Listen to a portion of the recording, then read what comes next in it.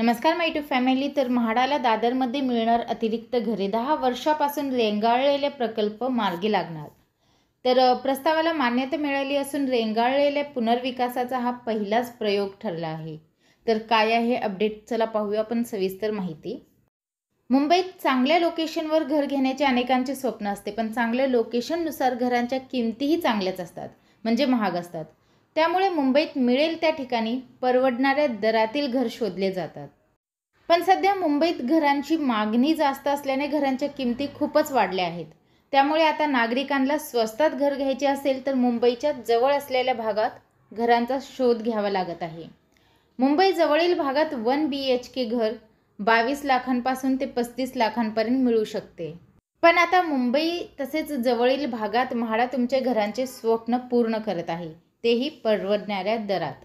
अलीकडेच आलेल्या बातमीनुसार दादर येथील गोखले रोड, रानडे रोडवरील RK बिल्डिंग क्रमांक 1, 2 आणि स्वामी समर्थ कृपा बिल्डिंग म्हणून ओळखल्या जाणाऱ्या मालमत्तेच्या भूसंपादनाचा शासन निर्णय जारी झाला आहे.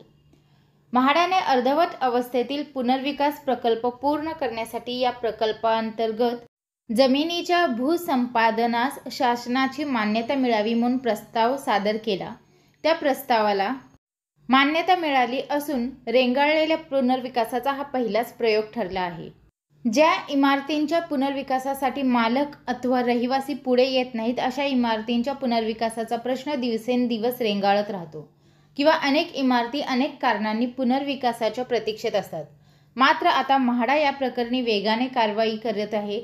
म्हाडा आता अशा एका प्रकरणात मुंबई शहरातील दादर येथील RK बिल्डिंग क्रमांक 1 आणि 2 व स्वामी समर्थ कृपा बिल्डिंग ही पहिली मालमत्ता भूसंपादित करणार असून येथील मालमत्ता व भूखंडाचे क्षेत्रफळ 946.03 चौरस मीटर आहे. म्हाडा या जागेवर इमारत बांधणार आहे. येथील रहिवाशांना इमारतीमध्ये घरे देतानाच प्राधिकरणाला याद्वारे अतिरिक्त घरांची निर्मिती करता येणार आहे.